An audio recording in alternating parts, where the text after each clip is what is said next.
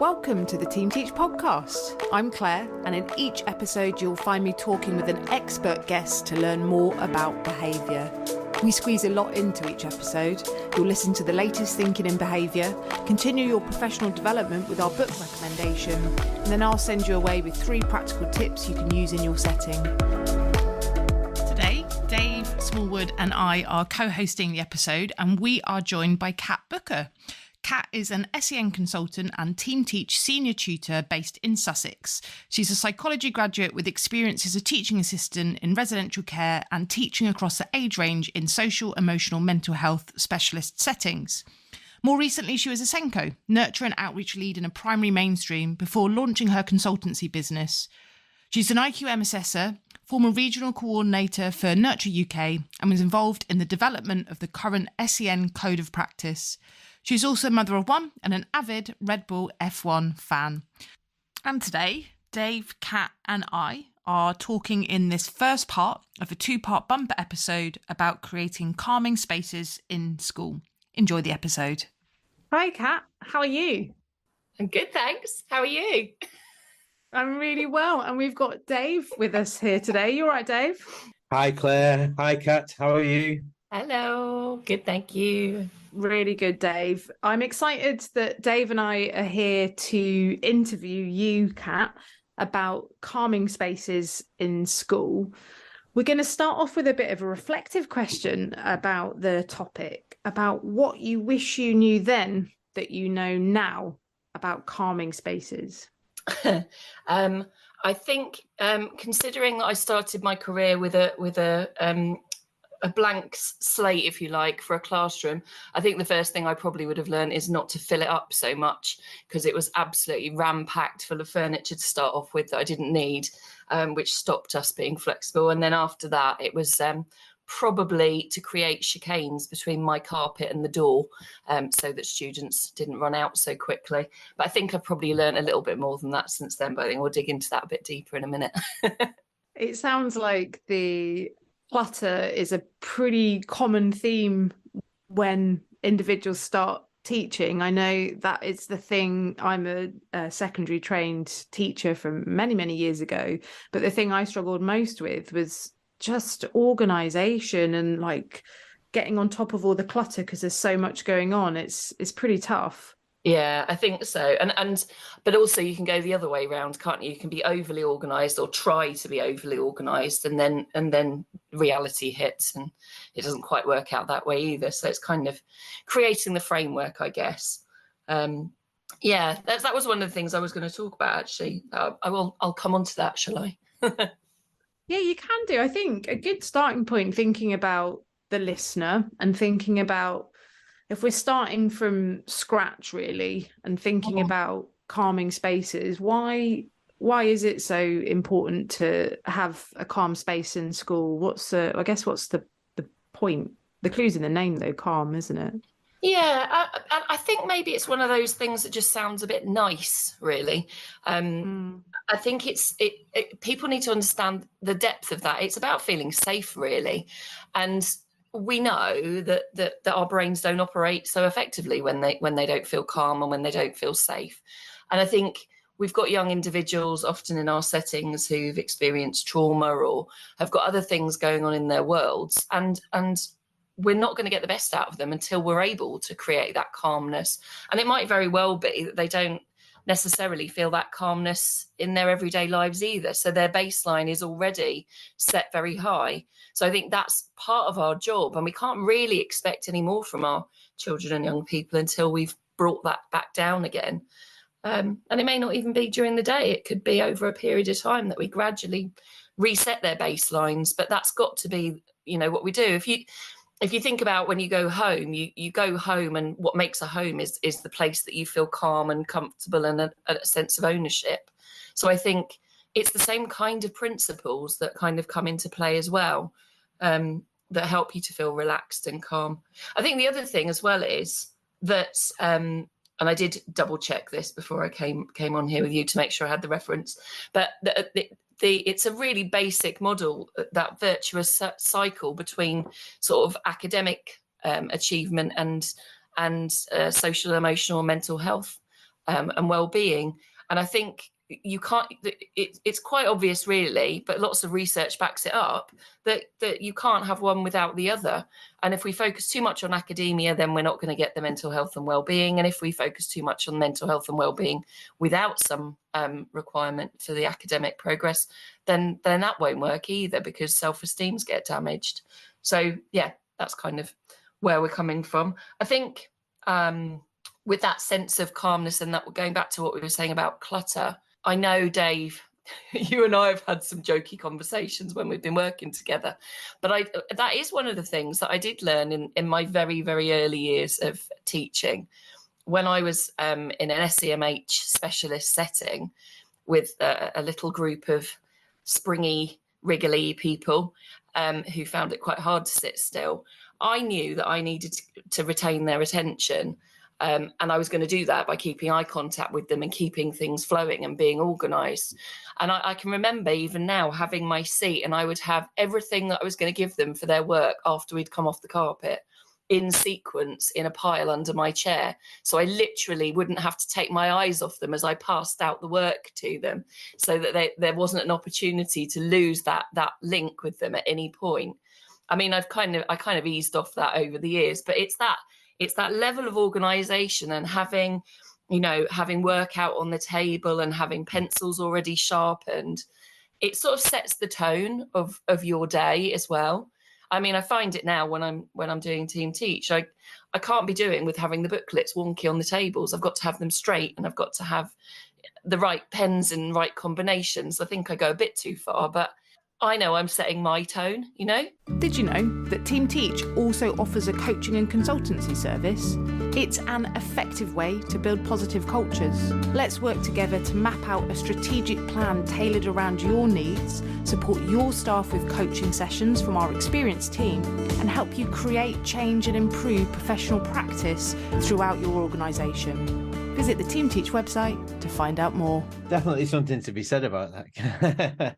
You are super, super organised, and I might just go a little bit the other way. But I mean, I've worked in a lot of environments, mainly in autistic settings, and we do have to think a lot about those low arousal environments, and having the environment predictable, so people can understand what's going on and easy to read. And I don't mean read as in read, but you can read the environment, you know what's going on, you know what to expect, and having that calmness within. I think I probably project a little bit too much chaos in sometimes, but it's good to have those environments. But I have got a question though, and it's a question I've certainly been asked on courses, is we can make reasonable adjustments and make environments calmer and lower arousal, but there's also something to be said about the wonderful classrooms with like quite amazing display boards, and there is a bit of chaos in mainstream classrooms. And is that not important as well for a majority of the students? Do they need that bit of arousal and stimulus within the classroom, or should we be calming it down for everyone, do you think? Yeah, no, that's a really good question, actually. Funnily enough, I was thinking earlier today about a conversation I had once in my mainstream setting, and what we did was we went round as a leadership team, and we went round and looked at each other's classes, and that cropped up because one of the teachers said, I really can't cope with all the clutter, and somebody else says, I need it to stimulate me. And I think also that's down to the style of the teacher and the sort of bringing themselves into the room authentically. I know for some teachers, they would have photographs of their family running on the screensaver, for example, whereas others wouldn't feel that was appropriate. And I think it's partly down to personalities of staff, but also I think you've got to read your audience, haven't you? I suppose if you sort of extend that to the noise levels, having a quiet environment is calming generally. That's what people think. But if you want everybody to be excited about something, why wouldn't you change the pace of your speech and the volume of your speech? And it's the same with displays, although they can't change dynamically like your volume can. But I think maybe consider who your majority audience is. If it's a specialist setting, then you might be reducing that input. And you mentioned autistic settings. That would be a very different type of environment to that which you might want for school refusers, for example, where you're trying to engage and enthuse them and make them feel like that this is their place and that they impact their environment. But I do think also there's always going to be a case for we can't just cater for the now. We've got to be bridging towards the future. And alike with a lot of social skills development, things like that, we can't just be saying, okay, we know what the difficulty is, let's cushion you from that, because otherwise what we're doing is removing their internal locus of control. And I think coming back to the physical environment, if there isn't a level of ownership that the children or the young people have of their environment, then again, we're actually increasing their external locus of control, and that sense that other people are dictating and are responsible for their successes and failures rather than them. So I think it needs to be reflective of what the young people want. It needs to be reflective of what they need. And it sometimes needs to be provide a bridge. So it might be ever so slightly beyond their usual setting. I know that there's settings where you might have individual booths, for example, in some settings. And I think that's good, but we also need to think about how we're going to bridge that and help them to be able to cope with some of that busyness just a little bit at a time. It's interesting what you said there, Kat, particularly about, and I hadn't really thought about this perspective, that a calming space helping a school to be able to deliver that sense of belonging that some of our children so desperately need in their school. And I think that's a really interesting concept. And we talk about it quite a lot on Team Teach courses, don't we? Saying, we're not doing it to them, we're doing it with them. And I really like that idea that we help to create a space where we're all evolving it and all helping it to change. I also wanted to pick up on something that maybe more from a specialist setting and something that I've experienced going into services where you kind of mentioned clutter. And I think less experienced teachers, practitioners may not realise that when we're working with individuals that perhaps have difficulties regulating themselves, and when there's lots of stuff around, when dysregulation happens and someone's feeling pretty angry, that clutter can quickly turn into missiles or turn into a way to really damage property irreparably.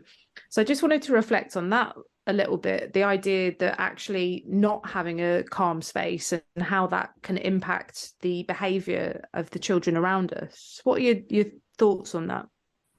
Yeah, I agree. Having had a rocks and minerals display fly through my hair once, I'd very definitely started thinking about where we're going to display that. Funnily enough, actually, just reflecting on that particular incident, I was quite young in my career then, and my reaction was, when I was debriefing about it, was I need to get rid of my rocks and minerals display, which wasn't the one I was most proud of ever. But I was advised by a very good colleague to perhaps have it still in there, but maybe have a coincidental room shift around, so that we're starting to think about whether the scissor drawer was near to that young person or the sharp objects. And they miraculously had the very soft picture books. But that was something I learned quite early on. And at the time I was a little bit, I'm not sure you're worrying enough about my safety. But actually, if what we'd done is just move the rocks and minerals or move that child, what we'd have done is said, we think you're dangerous. And that would have fed into those self-labelling systems that ultimately can become the cause of sort of shame feelings at later points, because I know that child really liked me, and he would have felt absolutely awful if he had hit me and it had hurt me. So I think that's also something to bring into the mix there. And I know the early excellence sort of providers talk about having in early years settings having a place for everything, and sort of linking that back to what Dave was saying, that that predictability of environment and of other human beings, it's very much linked to all the research around attachment. If you look at sort of Ged's triangle, you know that those three things need to be securely predictable between them. It's all about predictability and trust, really. And your environments are, there's a lot of stuff you can do in advance. You can't predict how a young person's going to be that day or what they're going to say, but you can predict the environment you've set up that could maximize your likelihood of success, but also reduce your risk to a greater degree. And it's why, your choice of furniture is important. If you've got people who are likely to be tipping over furniture, or that your flooring is appropriate for if you're going to end up sitting on the floor, perhaps, with your young person.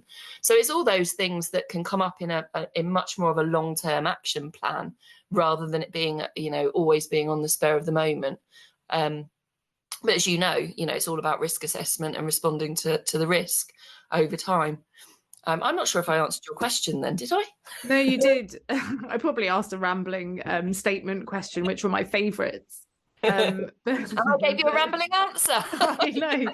You get what you give. No, you didn't at all. It was, I just think really what came up in my head, and I think because all three of us are team teach trainers, I suppose maybe we're holding similar things in mind, but we have a slide that we use where we're always like balancing risk and balancing lots of other things. And that's what it feels like with the calming space. So we're balancing individuals' needs, we're balancing risk, we're balancing high or low arousal, and we won't always get it right, and it's okay. And it's an ongoing process, is really from what you've described. And that was the first part of a 2-part bumper episode about calming spaces in school. Tune into the next episode where we talk through practical tips in making your space as calming as possible. Thanks for listening. You've been listening to the Team Teach podcast. It's been great to have you here with us as we discuss behaviour, communication, and the ways we can best support those in our care. Thanks again, and I'll see you next time.